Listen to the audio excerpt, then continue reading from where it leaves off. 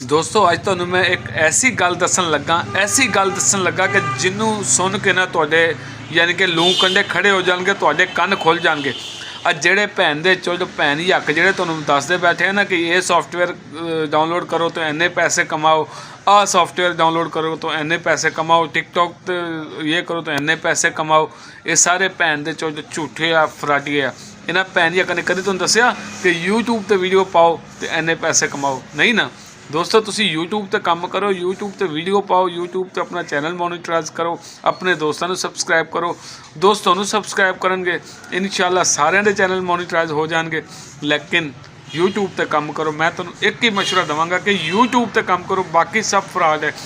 ये जो तुम दसदे ना ये सॉफ्टवेयर वो डाउनलोड करो, वो सॉफ्टवेयर डाउनलोड करो, इतों इन्नी अर्निंग होंगी है, सब झूठ है। ये भैन ही सारे यूट्यूब तो ही कमा रहे होंगे, बाकी सब तुहानू दस रहे होंगे। खुद वो काम क्यों नहीं करते? वो काम खुद क्यों नहीं करते?